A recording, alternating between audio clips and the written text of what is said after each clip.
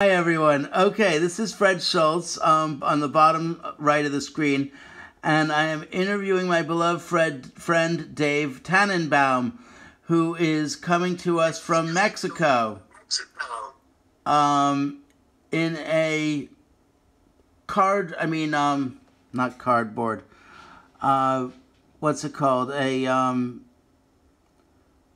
concrete block shack where he lives right now with his girlfriend, daughter, and a baby goat. They have 30 goats outside. Anyway, let's interview Dave right now. Oh, I hear an echo. No, the baby's just playing in the background. Oh, Luli is the cutest little baby. She's brilliant and beautiful. Okay, so Dave, first, explain what's going on, that in a few days you're going to run out of your pain medication. Is that what's happening by Thursday? Yeah, I had escaped to Mexico in 2014 when they first decided to not treat any non-cancer pain with methadone. I was taken off my medicine immediately. I came to Mexico. I thought I'd found a new home, a place where I could get my medicine, but every once in a while they would have outages where they weren't producing it supposedly, but it was never for a very long time. But this time it's been 3 months, I'm out of medicine, and there's no guarantee of when it's coming back. Oh my God. Oh my God. And,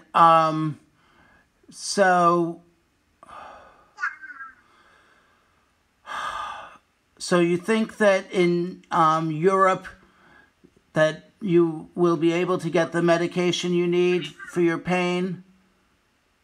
Yeah, well, my mother went there about 4 years ago, and I asked her, she was there for other reasons, but while she was there, I asked her to check out some pain doctors. And the doctors there all said that there was no problem prescribing me medicine and that they didn't have the problems that America has. Wow. So this is really, you're saying, the result of America's drug war is really partially a war on pain patients. Well, they've extended the drug war to investigating pain doctors. They make the pain patients sign a special pain contract, which includes having your medical records examined by the DEA.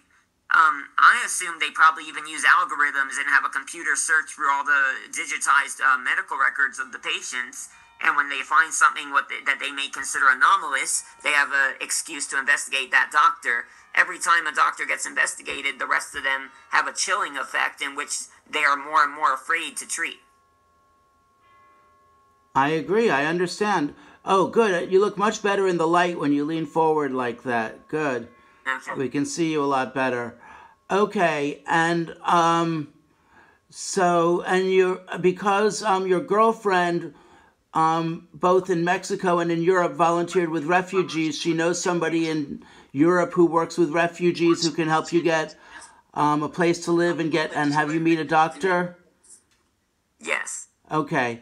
And can you tell me a little bit about, you said that you were healthy until you were 16 and a gymnast and muscular, and then what happened was you immediately fell ill when you were 16 and went into convulsions for 4 hours, and then it felt like lightning bolts going through you, and then ever since you've had full body pain.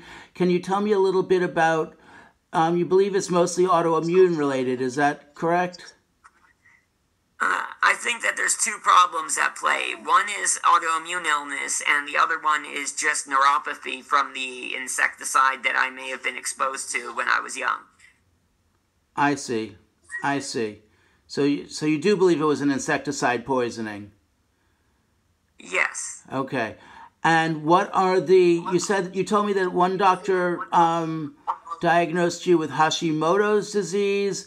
You said that you have neuralgia was diagnosed of your back and shoulders, but it's likely full body. You said that you believe you have lupus, and what are the other? You said that it's the myelin sheaths have been too thin, and you believe you have a degenerative nerve disease, and chronic fatigue, and low testosterone. And what else? I don't know. Do you want to go into a little detail about, you told me that you once fell down because you had numbness in your legs, and you fell down and broke, and you were in a wheelchair for a long time because you were so weak?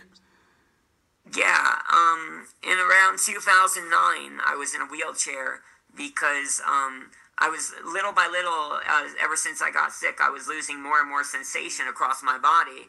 And when I finally started losing sensation in my legs, when I would get up in the morning to walk, sometimes my legs wouldn't have feeling, but they also wouldn't have strength in them. So I would think, oh, even if my leg is asleep, I could still walk, but it would be completely numb. And one of the times that I stood up, I fell down and broke my foot. And then I was in a wheelchair for a little while. But ever since I started eating a lot more raw foods and healthier foods, I've been able to restore my nervous system, and I was able to reverse the lack of sensation in most of it. Oh, wow. And you've been raising animals in Mexico since 2014 when you moved there right out? No? Not right away. I started raising animals in 2020. Oh, and wow. It was because I was using raw milk, and the raw milk that they were selling here was because it was a desert area, they feed the animals with chicken shit from the factory farms instead of food. So I was getting really sick from that raw milk, and I finally accepted the fact that if I wanted grass-fed milk, I had to make it myself. Oh my God, they feed the cows and goats and sheep all chicken shit? More so with the cows, but they do it with sheep and goats too. They just cut it more with the sheep and goats because the sheep and goats will die from it. Oh my God, that's so disgusting. And even grain-fed is grains that are raised with glyphosate, correct? GMO grains with glyphosate? Yeah, the Mexican countryside loves glyphosate. Any reports of organics in Mexico have been largely exaggerated. So to counter that, you started raising your sheep with your sheep and goats. You had, until very recently, he had 15 sheep and 30 goats? Or 35 goats? 36 actually. He had 36 goats. Now he's down to 30 goats and 0 sheep. But you were feeding them all with organic alfalfa, is that correct?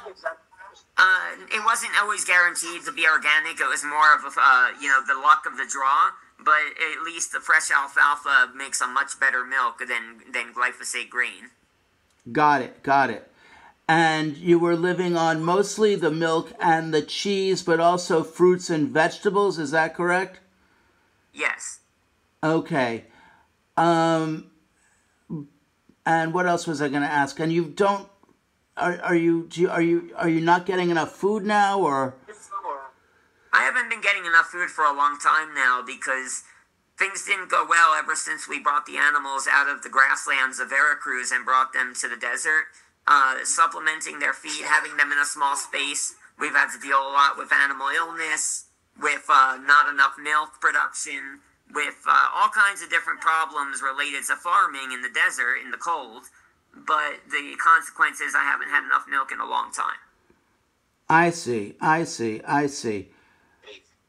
Oh, so they haven't been producing enough. Yeah, I haven't even been able to feed them the amount that they actually need. So they've been starving too. Little bit. Got it. And what else was I going to ask you? And you also mentioned how your daughter was born with, when she was born, you put her on formula. Well, when she wasn't at the house, she was on. When she wasn't with you, when she was living, with her grandmother, they were giving her formula, and when she was on the formula, you said she had a rash on her face and veins popping out of her head. But when you put her on goat milk, and she healed, goat and sheep milk. Yeah, she got a lot better within about a month. She lost all the varicose veins in her face and in her eyelids, and she no longer had the rash on her face. Wow. Okay. And she grew a lot too. She was really small, and the milk helped her grow. She's really big now. Wow, so she's a year and a half, and she's like 3 feet tall, right? Yeah, she's huge. You would swear that she's 3 years old at least. That's amazing. That's amazing. Hi, Luli. Hi. How are you? You are the cutest little thing.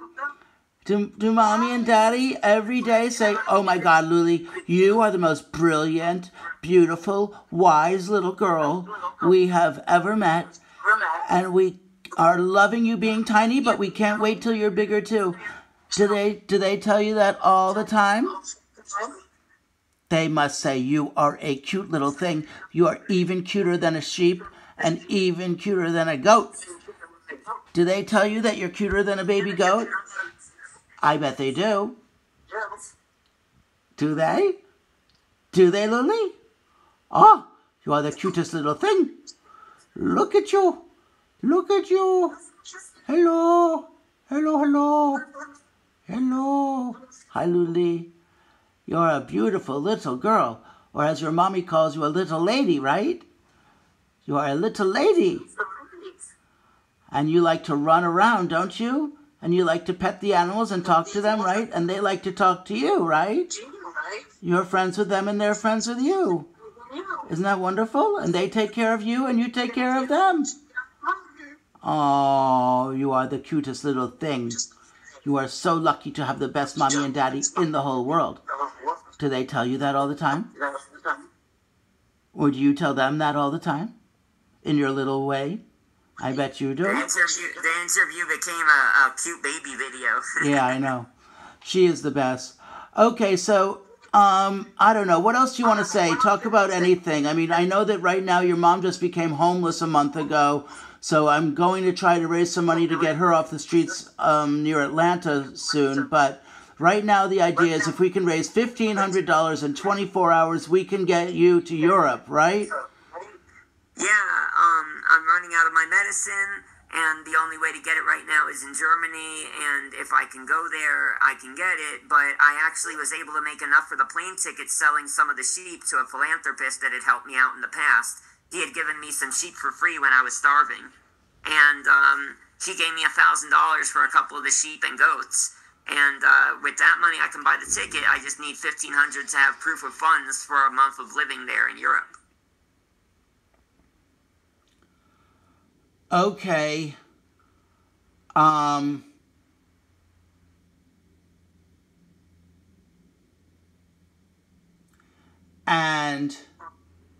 the medicine you've cut your dosage down about 1/3 and even more recently. But you said you're going to run out on Thursday. It's looking like, and it's Monday now.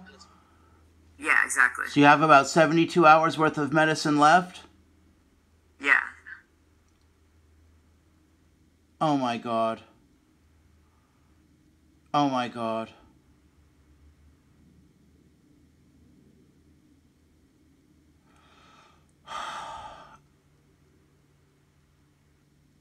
But if you could get your medicine in the U.S., you would rather just move back to the U.S. I mean, you're a U.S. citizen, right?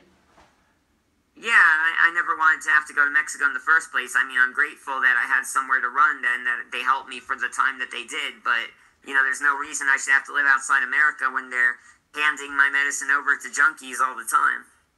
Right. But you've never used heroin or anything like that, right? I mean, you just...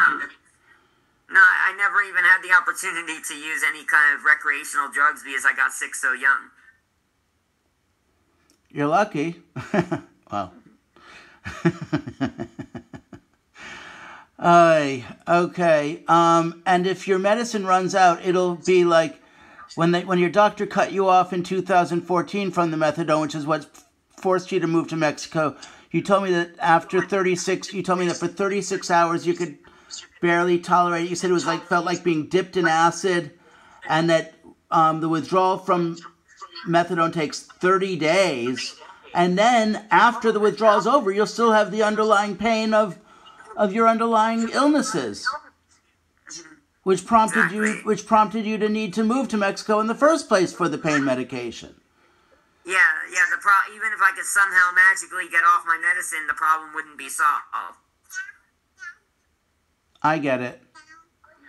And you're hoping that either in the U.S. or in Germany that you could get medical treatment to actually heal your illnesses too? Well, yeah, because the pain doctors and other doctors never focused on diagnosing the illness. They just said, okay, if he has pain, we'll treat the pain, but we don't want to look too close at this, issue. And I think that was a big mistake. I mean, when you have a degenerative neurological problem, the more they look into it, the more likely they can fix it. Yeah, I agree.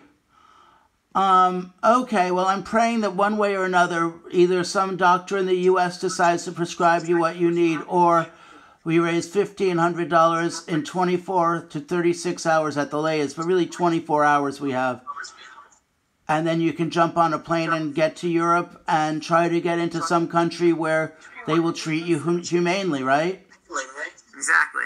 As you'll seek asylum probably in a country that'll treat you humanely, right? Yes.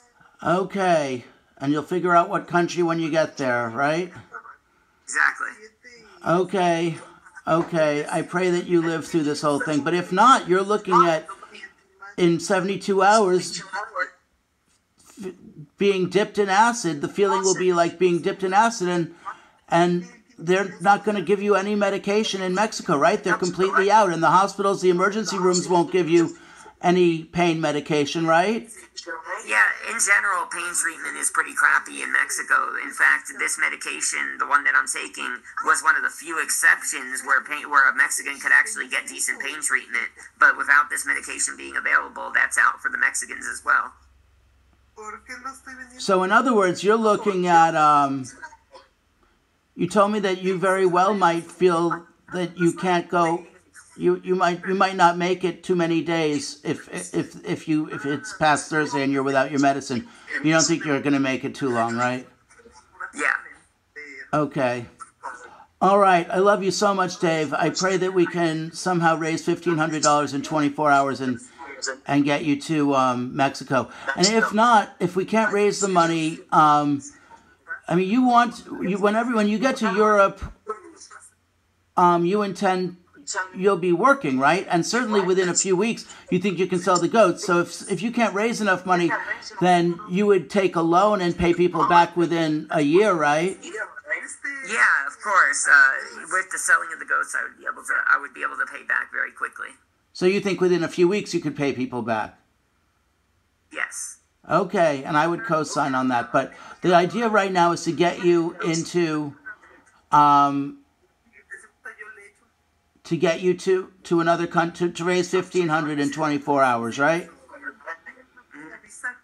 Okay. I pray this works. Me too. We've been going for 18 minutes. This is if anybody listens to this, you are a trooper. But this is a fun conversation, isn't it? It's the interview that we've been putting off for so long. I know. Okay, I'm so happy, and thank you. I'm so happy we got to finally interview you. I just pray that people listen and this works and that you're alive after Thursday. Yeah, but people have to start talking about these issues, because as long as people don't talk about it, the human rights abuse can continue, because, that's how all evil thrives, in the dark. Yes, but what this is really the U.S. trying to kill off the people who are suffering the most in our country by not giving them the pain medication they need, right? It's an easy way to get rid of handicapped people without being obvious about your motives. Yep. Whether that was the goal or not, that is the result. Exactly. And you think it might be the goal? It would make sense because, from a very cold perspective of a logical government, people that don't produce, people that are sick, are supposedly a drain on the economy. Very sick. Very sick. All right. Love you so much, Dave. I pray this works. Okay. Happy Purim, if you can have a happy Purim. Thank you. And also one more thing. You said that if you had to go to the U.S., that you can't live on that pain syrup that they would give you. Say that you could get into a methadone clinic, even though you're not a heroin addict. Say that you could get the methadone in the U.S., they would be giving you syrup, and the syrup is packed with sugar, and and chemicals and food colorings, and you said that it has so much sugar that it would be 18 teaspoons of sugar a day for you, and you have this huge, serious autoimmune condition, which is the cause of your pain. So making you take all of that sugar would actually be not only causing you diabetes, but to make your pain and inflammation worse, and in other words, to kill you off pretty quick. And you feel like their whole goal, purposely or unpurposely, but likely purposely, of adding the sugar to the syrup is to just kill off the heroin addicts, you think, right? Yeah, there's no other logical reason. Yeah, and there's no. Yeah, and also, I mean, these people listening might not know, but heroin probably doesn't all illegal drugs combined killed about 110,000 people last year, including fentanyl, and that's horrible. But sugar is the cause of 2/3 to 3/4 of all deaths, meaning sugar and chemicals kills about 2 million Americans a year, and it's the most addictive and deadly drug there is. So in other words, they're getting you to try to get you off of heroin. They're getting you addicted to sugar, and then killing you off with the sugar and the chemicals. Yeah, sugar is one of the worst addictions. You can see old family members lose limbs and still not be willing to let go of their pastries and their coffee with sugar. My mom has diabetes type 1 for the last 40 years. It's been horrible. But she's 82 now. It's amazing. But I pray that she doesn't suffer. But I've had to save her life over and over and over and over and over again from going into these horrible low or high blood sugar reactions, usually low, and she's near death. So it's a miracle she's still with us. Of course. All right. I love you so much, Dave. I pray that we can save you, okay? Yeah, me too. Thank you. Okay, thank you so much. And send love to Luli and to Suzy. Hi, Suzy. Hi, Luli. Goodbye. All right, I'll see you soon. Suzy's making a goat sale right now, and the baby's playing. Okay, good. Oh, I hope she can. All right, goodbye. Okay, love you so much. Talk to you soon. Bye. So much.